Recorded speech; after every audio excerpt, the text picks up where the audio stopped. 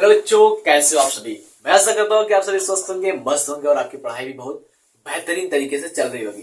तो प्यारे बच्चों, आज की इस क्लास में अभी हम डिस्कस करने वाले हैं शरीर में प्रतिरक्षा तंत्र यानी कि इम्यून सिस्टम इन बॉडी के अंतर्गत हम क्या क्या चीजों को देखेंगे। उसको सबसे पहले हम समझते हैं क्या क्या चीजें पढ़नी होगी।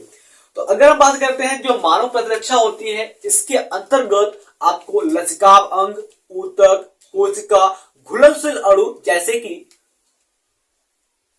प्रतिरक्षी शामिल होते हैं। ये मैं नहीं कह रहा हूं, ये आपकी एनसीईआरटी कह रही है। आप एनसीईआरटी की पेज पढ़िए और वहां पर पढ़िए। डोंट माइंड, मैं आपको एनसीईआरटी की लाइन भी कराऊंगा, बट आखिरी में कराऊंगा। पहले आप कॉन्सेप्ट को समझिए, कॉन्सेप्ट क्लियर हो जाएगा, फिर मैं आपके एनसीईआरटी लाइन को लाइन बाय लाइन आपको समझा दूंगा। चलिए, अब अगर हम बात करते हैं कि जो आपकी इम्यून सिस्टम होती है बॉडी के अंदर, ठीक है, इम्यून सिस्टम इन बॉडी, आपके शरीर के अंदर जो प्रतिरक्षा तंत्र है, हमारे शरीर के अंदर जो प्रतिरक्षा तंत्र है, इसके अंदर क्या क्या शामिल है, ये हमारे शरीर की प्रतिरक्षा तंत्र जो है वो कैसे बनती है, कौन कौन सी चीजें आती है। तो यहां पर कई भाग, कई पार्ट हैं। सबसे पहले अगर हम बात करते हैं तो यहां पर जो मेन होता है वो आपका आता है लिम्फॉइड ऑर्गन। लिम्फॉइड ऑर्गन जिसको हम कहते हैं लसिकाव अंग, ठीक है, लसिकाव अंग। तो अभी हम जो पढ़ेंगे इसके बाद जस्ट हम पढ़ेंगे लसिकाव अंग क्या होता है। उसके बाद इसमें क्या होता है, एक और चीज आती है जिसको हम कहते हैं टिश्यू यानी कि ऊतक। ये टिश्यू जो होती है बेटा, वो टिश्यू भी मिलकर के हमारे प्रतिरक्षा तंत्र का निर्माण करती है। यानी कि जो ऊतक होता है, ऊतक भी जिम्मेदार होता है, ऊतक भी साथ निभाता है हमारे शरीर के प्रतिरक्षा तंत्र को बनाने के लिए। दूसरी जो पॉइंट है वो है सेल, यानी कि अगर हम बात करते हैं जो कोशिका होती है, कोशिका भी हमारे प्रतिरक्षा तंत्र में शामिल होती है। उसके बाद अगर हम बात करते हैं आखिरी क्या होता है, जो आखिरी होता है वो आपका आता है इम्यूनिटी यानी कि प्रतिरक्षी। इम्यूनिटी भी मिलकर के हमारी प्रतिरक्षा तंत्र को मजबूत बनाती है। ये बातें समझ में आई? तो आपको मैं समझाने की कोशिश ये कर रहा हूं कि आपके शरीर के अंदर या हमारे शरीर के अंदर, ठीक है, शरीर में जो प्रतिरक्षा तंत्र है उसमें क्या क्या शामिल है। शरीर के प्रतिरक्षा तंत्र में क्या क्या शामिल है? तो शामिल है लसिकाव अंग, ऊतक, कोशिका, प्रतिरक्षी। तो फटाक से आप क्या कीजिए, इन चीजों को नोट कीजिए। खास बात यह है कि ये सभी क्या करते हैं, ये सभी अगर हम बात करते हैं तो ये विजातीय प्रतिजनों को, यानी कि अगर हम बात करते हैं हमारे शरीर में कोई बाहर से आ रहा है तो उसको पहचानने की ये क्षमता रखते हैं और फिर उसको ये मारने की क्षमता रखते हैं और इसको याद करके रखते हैं। यानी कि ये हम बात करते हैं तो ये विजातीय प्रतिजनों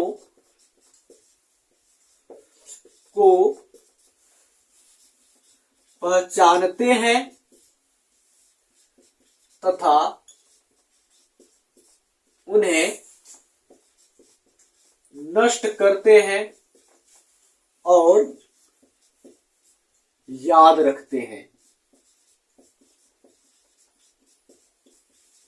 ठीक है, विजातीय प्रतिजन को ये पहचानेंगे, नष्ट करेंगे और उन्हें याद रखेंगे। अब अगर हम बात करते हैं जो हमारा इम्यून सिस्टम होता है, जो प्रतिरक्षी तंत्र होता है, वो किसके विजातीय प्रतिजन को पहचानेगा, किस प्रकार के प्रतिजनों के लिए, या हम बात करते हैं किसके लिए जो हमारा इम्यून सिस्टम होता है वो जिम्मेदार होता है। अगर हम बात करते हैं इम्यून सिस्टम यानी कि प्रतिरक्षी तंत्र, इम्यून सिस्टम, जो प्रतिरक्षी तंत्र होता है भाई वो जिम्मेदार होता है एलर्जी के लिए। ठीक है, एलर्जी के कारकों से लड़ता है, एलर्जी को रोकता है। ठीक है, अगर हम बात करते हैं तो ये जिम्मेदार होता है एलर्जी, एलर्जी के लिए, एलर्जी कारकों को लड़ता है, उन्हें मारता है। दूसरा होता है ऑटो इम्यून डिजीज, ऑटो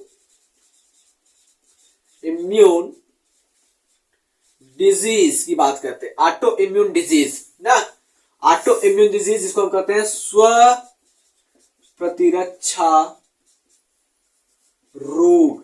एक रोग का नाम बताया था हमने, उस रोग का नाम है अमावतीय संधि शोथ। ये क्या है? एक ऑटो इम्यून डिजीज है। इसमें क्या होती है, स्वयं की कोशिका जो होती है वो अपने ही कोशिकाओं का पहचान नहीं कर पाती है, उनके ऊपर ही आक्रमण करके उनको मारने की कोशिश करती है, जिस वजह से अमावतीय संधि शोथ नाम का रोग उत्पन्न होता है। आगे अगर हम बात करते हैं तो ये जो हमारा इम्यून सिस्टम होता है ये हेल्प करता है ऑर्गन ट्रांसफॉर्मेशन में या ऑर्गन ट्रांसफर में। ऑर्गन ट्रांसफर में, ऑर्गन ट्रांसफर यानी कि हम बात करते हैं अंग स्थानांतरण में, या हम कह सकते हैं अंग दान जो होता है उसके लिए ये जिम्मेदार होते हैं। इतनी बातें समझ में आई। हमारे प्रतिरक्षा तंत्र में क्या क्या चीजें होती हैं? तो लसिकाभ अंग, ऊतक, कोशिका और प्रतिरक्षी होती है। तो मेन बात हमारी ये है कि हम पढ़ेंगे क्या, तो जो हम पढ़ेंगे वो पढ़ेंगे लसिकाभ अंग। ठीक है, मुख्य रूप से हम पढ़ेंगे कि लसिकाभ अंग क्या होता है, कैसे होता है और कितने प्रकार के होते हैं उसकी बात करते हैं। ठीक है, तो आप फटाक से इस पॉइंट को नोट कीजिए ताकि मैं आगे की बातें यानी कि लिम्फॉइड ऑर्गन के बारे में आपको एक एक पॉइंट आपके दिमाग में छाप सकूं।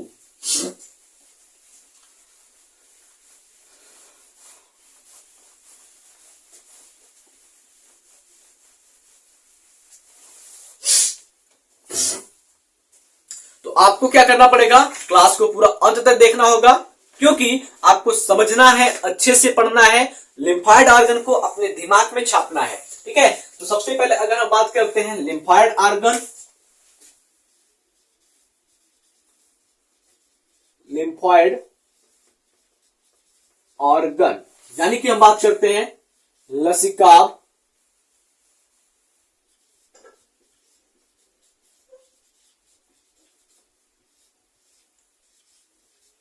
अंग की, लसिकाभ अंग की हम बात करते हैं। तो देखो जो लसिकाभ अंग होते हैं वो दो प्रकार के होते हैं। आपके एनसीईआरटी में दोनों प्रकार दे रखा है, मैं उसको लाइन बाय लाइन पढ़ाऊंगा, बट आप कॉन्सेप्ट को पहले क्लियर कीजिए। यानी कि अगर हम बात करते हैं जो लसिकाभ अंग होते हैं वो दो प्रकार के होते हैं। पहला जो होता है वो प्राथमिक लसिकाभ अंग होता है और जो दूसरा होता है उसको हम कहेंगे द्वितीयक लसिकाभ अंग। इसके कुछ उदाहरण भी हैं, उदाहरण भी मैं आपको कराऊंगा। सबसे पहले आप देखिए प्राइमरी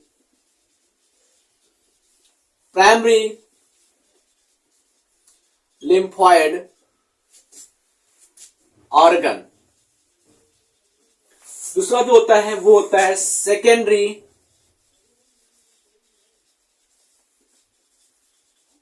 लिम्फॉइड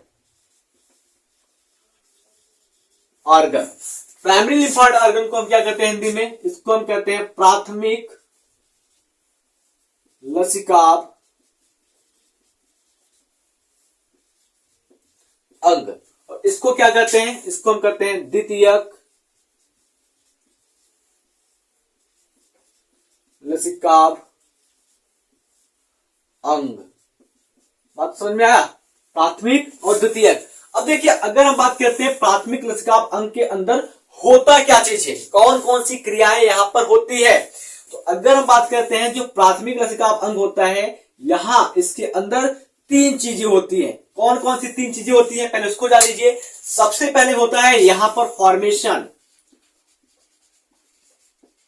किसका फॉर्मेशन होगा वो भी हम बताएंगे, यानी कि बात करते हैं यहां पर निर्माण होता है। ठीक है, दूसरा क्या होता है? मैच्यूरेशन यानी कि परिपक्वन। परिपक्वन यहां पर इसका परिपक्वन भी होता है। किसका परिपक्वन होता है ये बातें मैं अभी बताऊंगा। उसके बाद डिफरेंशिएशन यानी कि अगर हम बात करते हैं अलगाव होता है। अलगाव का मतलब अंतर स्पष्ट होता है, यानी कि बात करते हैं अलगाव होता है। किस चीज का होता है? अब मैं बात करता हूं किसका निर्माण होगा, किसका परिपक्वन होगा, किसका अलगाव होगा, तो ये होगा लिम्फोसाइट की। लिम्फोसाइट की यानी कि बात करते हैं लसिकाणु की। लसिकाणु का निर्माण होगा, परिपक्वन होगा, अलगाव होगा। अब अगर हम बात करते हैं इसके उदाहरण क्या है, जो हमारा प्राइमरी लिम्फॉइड ऑर्गन है यानी कि प्राथमिक लसिका अंग है उसका उदाहरण क्या है? तो देखो एग्जाम्पल की अगर हम बात करते हैं,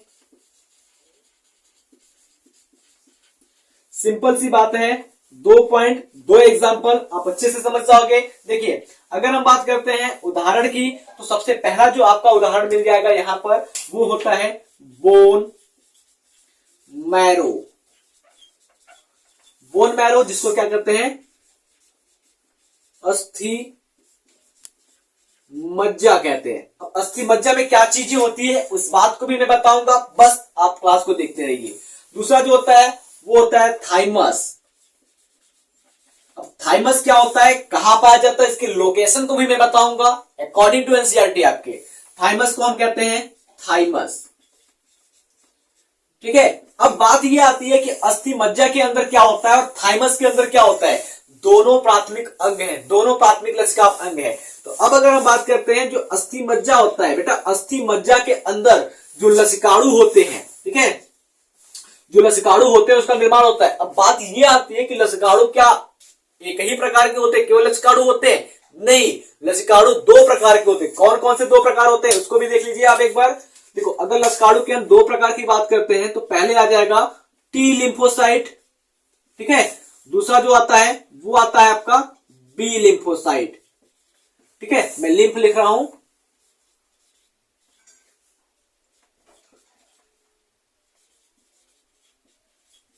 टी लिम्फोसाइट और बी लिम्फोसाइट। अब बात यह आती है कि बोन मैरो के अंदर होता क्या है, आखिर में किस प्रकार के लसिकाणु का निर्माण होता है।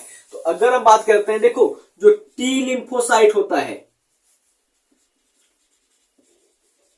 टी लिम्फोसाइट एंड यानी कि और बी लिम्फोसाइट, दोनों का निर्माण होता है। किसका? टी लिम्फोसाइट और बी लिम्फोसाइट दोनों का निर्माण कहां होता है? बोन मैरो के अंदर, ठीक है। दोनों का निर्माण होता है, दोनों का निर्माण होता है कहां पर? अस्थि मज्जा के अंदर होता है। बात समझ में आई? अब बात ये आती है, देखो हमने फॉर्मेशन तो कर लिया, निर्माण तो कर लिया, लेकिन बात यहां पर यह फंसती है कि क्या टी लिम्फोसाइट और बी लिम्फोसाइट दोनों परिपक्व और अलग यानी कि अंतर जो होता है दोनों में, क्या बोन मैरो के अंदर यानी कि अस्थि मज्जा के अंदर होता है? तो नहीं। क्या होता है? तो बोन मैरो के अंदर केवल और केवल बी लिम्फोसाइट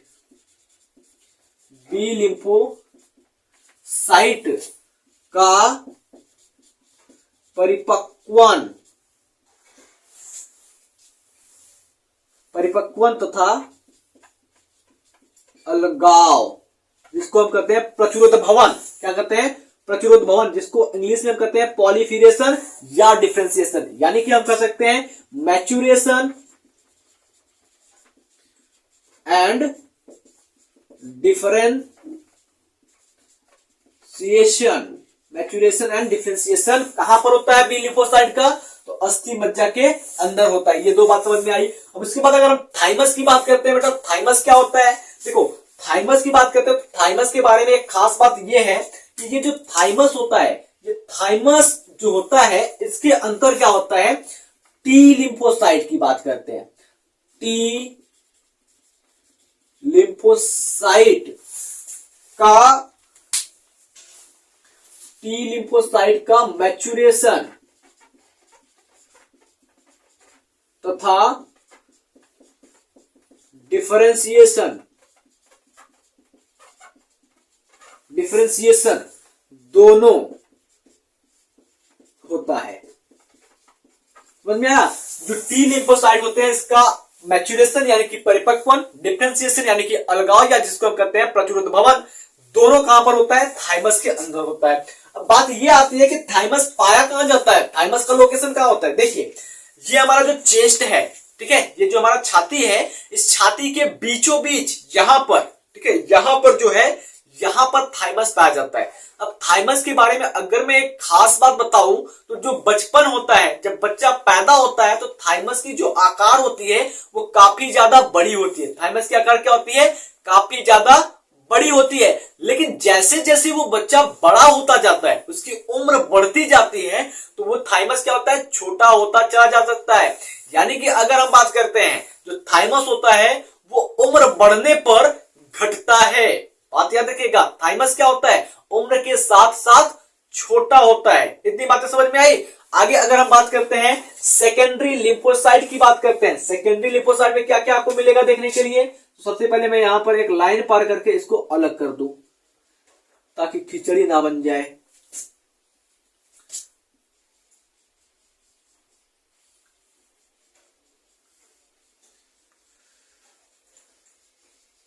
देखो अब अगर हम बात करते हैं सेकेंडरी लिम्फोसाइट की, तो सेकेंडरी लिम्फोसाइट नहीं, सेकेंडरी लिम्फॉइड ऑर्गन की बात करते हैं। तो सेकेंडरी लिम्फॉइड ऑर्गन में क्या होता है, ये जितने भी एंटीजन होते हैं उनके साथ लड़ाई करते हैं, उनके साथ इंट्रैक्शन करते हैं। यानी कि हम कहते हैं कि जो सेकेंडरी लिम्फॉइड ऑर्गन होता है वो इंट्रैक्शन करता है एंटीजन के साथ, ठीक है। प्रतिरक्षी के साथ क्या करता है, ये झगड़ा करता है, उनको अंदर आने से रोकता है। और अगर हम बात करते हैं इसमें एग्जाम्पल क्या क्या आ जाएंगे, सेकेंडरी लिम्फोसाइट में एग्जाम्पल की बात करते हैं। जैसे अगर हम बात करते हैं, जैसे हमने देखा कि प्राइमरी लिम्फोसाइट में बोन मैरो और थाइमस आता है, ठीक उसी प्रकार से जो हमारा सेकेंडरी लिम्फोसाइट है तो इसमें क्या क्या आ जाएगा। तो इसमें बात करते हैं तो देखो इसमें स्प्लीन आता है, लिम्फ नोड आता है, ठीक है, पेयर पैचेस आते हैं, अपेंडिक्स आते हैं और माल्ट आता है। माल्ट क्या है, 50% बनाता है लिम्फॉइड ऑर्गन का। ये आपके एनसीईआरटी में सबसे आखिरी में लिखा हुआ है, लास्ट पैराग्राफ में लिखा हुआ है माल्ट क्या होता है। देखो माल्ट का पूरा नाम होता है म्यूकोसल एसोसिएटेड लिम्फॉइड टिश्यू। अभी मैं लिख रहा हूं, एग्जांपल में क्या आ जाएगा आपका, स्प्लीन। क्या आ जाएगा, स्प्लीन, जिसको हम क्या करते हैं, प्लीहा, गांव की भाषा में इसको तिल्ली, ठीक है, स्प्लीन प्लीहा। अब अगर बात करते हैं स्प्लीन पाया कहां जाता है, स्प्लीन का लोकेशन कहां होता है, देखो यहां पर हमारे लंग्स पाए जाते हैं, लंग्स के जस्ट नीचे डायाफ्राम होता है, डायाफ्राम के जस्ट साइड में क्या होता है, स्प्लीन पाया जाता है, ठीक है, स्प्लीन पाया जाता है, स्प्लीन हो गया। दूसरा क्या होता है, lymph node, lymph node, lymph node जिसको हम कहते हैं लसिका गांठ। क्या कहते हैं, लसिका गांठ, लसिका गांठ। आगे हम बात करते हैं, आगे आपको क्या मिल जाएगा, तो पेयर पैचेस। पेयर पैचेस को हिंदी में भी हम पेयर पैचेस के नाम से जानते हैं, ठीक है। क्षुद्रांत के अंदर ये पाया जाता है, एलियन के अंदर पेयर पैचेस। इसके बाद अगर हम बात करते हैं पेयर पैचेस के बाद क्या होता है, अपेंडेक्स होते हैं,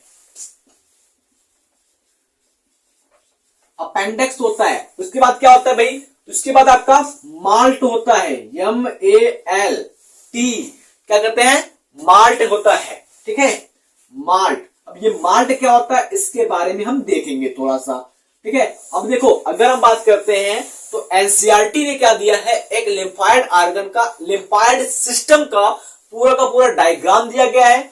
वो डायग्राम मैं यहां पर लगा रहा हूं। अब देखिए कि लिम्फॉइड ऑर्गन का जो डायग्राम है, लिम्फेटिक सिस्टम का जो डायग्राम है उसमें क्या क्या चीजें हैं देखेंगे आप। जगह जगह पर यहां इस प्रकार से पूरे बॉडी में जगह जगह पर देखेंगे थोड़ी थोड़ी गांठ बनी हुई है। उस गांठ को क्या कहते हैं हम, लिम्फ नोड कहते हैं, यानी कि लसिका गांठ के नाम से जानते हैं, ठीक है। तो अभी हम बात करने वाले हैं माल्ट के बारे में, लेकिन सबसे पहले क्या कीजिए, आप इस पॉइंट को नोट कीजिए।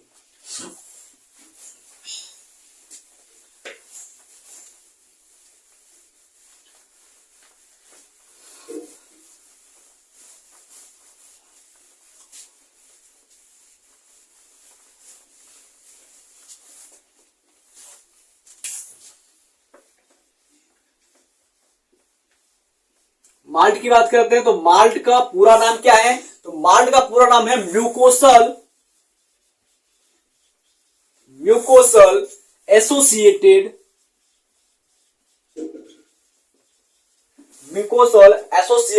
Lymphoid tissue, lymphoid tissue. दूसरी बात क्या है इसके बारे में, दूसरी बात इसके बारे में यह है कि ये पूरा 50% भाग बनाता है, भाग बनाता है लिम्फॉइड ऑर्गन का, लसिकाव अंग का। बात समझ में आई, समझ में आई। तो अच्छी बात है।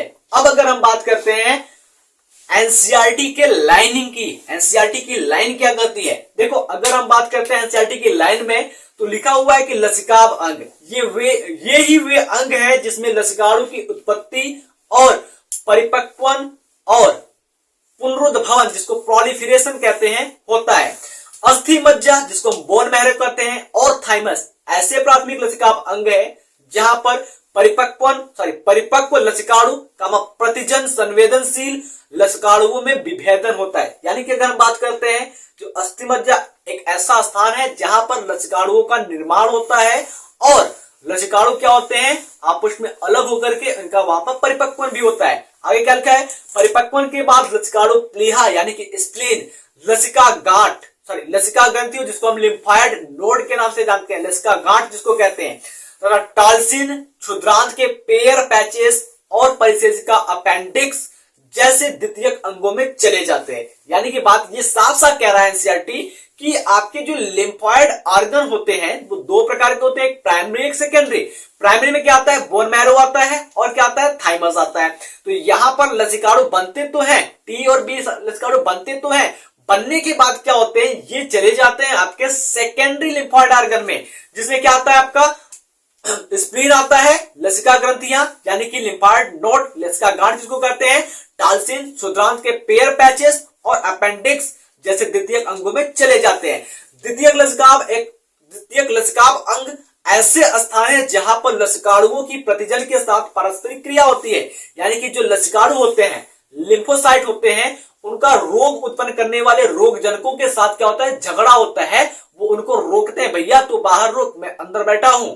ठीक है, आगे बात करते हैं। जो बाद में प्रचुर संख्या में उत्पन्न होकर के प्रभावी कोशिका बन जाते हैं, क्या करते हैं भाई? ये लड़ेंगे, लड़ने के बाद ये क्या हो जाएंगे?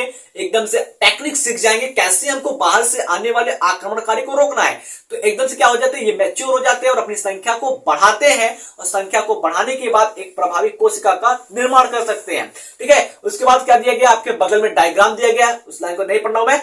आगे बात करते हैं। अस्थि मज्जा मुख्य लसिकाव अंग है जहां पर लसिकाणु समेत सभी रुधिर कोशिकाएं उत्पन्न होती है। यानी कि अस्थि मज्जा क्या होता है? वहां पर लसिकाणु तो बनता ही है, लेकिन आरबीसी, डब्ल्यूबीसी का भी निर्माण लसिकाणु के अंदर होता है। थाइमस एक क्या है? सापिल ब्लोड अंग है जो हृदय के पास ओरोस्थु के नीचे, यानी कि यहां पर हर्ट होता है, ओरोस्थु यानी कि ये जो हमारा कंकाल तंत्र है इसके जस्ट नीचे ये पाया जाता है।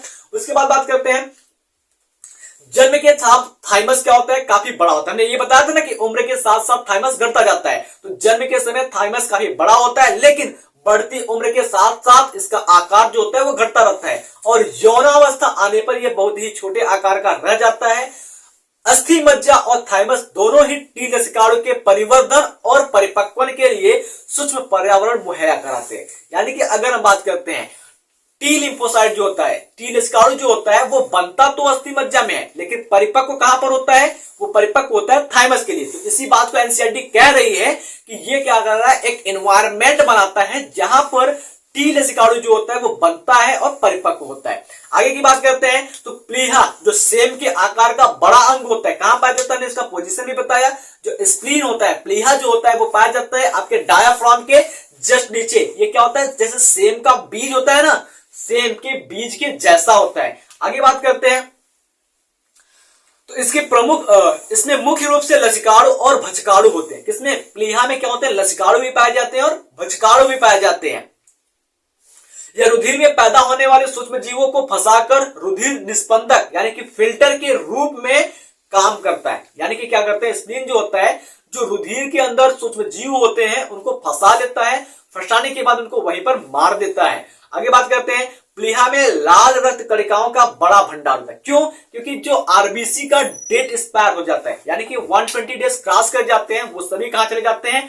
स्प्लीन में चले जाते हैं। आगे बात करते हैं, लसिका ग्रंथियां छोटी ठोस संरचना होती है। यानी कि बात करते हैं जो लिम्फाइड नोड होते हैं, लिम्फ नोड जिसको हम लसिका ग्रंथि या लसिका गांठ कहते हैं, तो वो क्या होते हैं? छोटे छोटे गांठ होते हैं, ठोस संरचना होती है जो लसिका तंत्र पर विभिन्न स्तरों पर पाई जाती है। यहां भी पाई जाती है, यहां भी पाई जाती है। यानी कि पूरी की पूरी बॉडी में जो लसिका तंत्र फैला हुआ है वहां पर छोटे छोटे गांठ पाए जाते हैं जिसको हम कहते हैं लसिका ग्रंथि। आपके एनसीईआरटी में दे रखा है लसिका ग्रंथि के बारे में।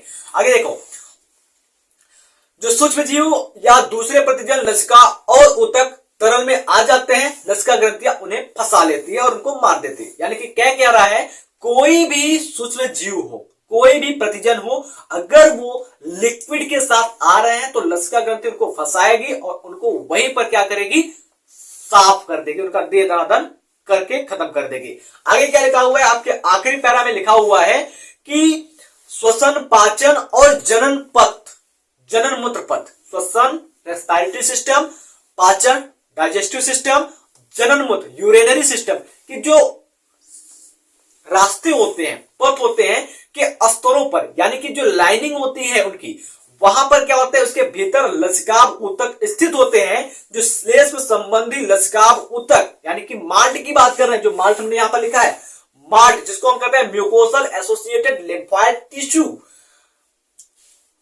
पाया जाता है। और ये जो माल्ट होता है वो मानव शरीर में जो प्रतिरक्षा तंत्र होता है, जिसके अंदर लसिकाभ ऊतक आता है, इसका पूरा 50% भाग बनाता है। तो हमने क्या किया, आपको पहले कॉन्सेप्ट समझाया, कॉन्सेप्ट समझने के बाद आपको एनसीईआरटी की लाइनिंग कराई। तो मैं आशा करता हूं कि आपकी पूरी डाउट इस क्लास में क्लियर हो गई होगी। तो मिलते हैं आपसे अगले क्लास में, तब तक के लिए जय हिंद, जय भारत, कीप वॉचिंग, बे कंटिन्यूज।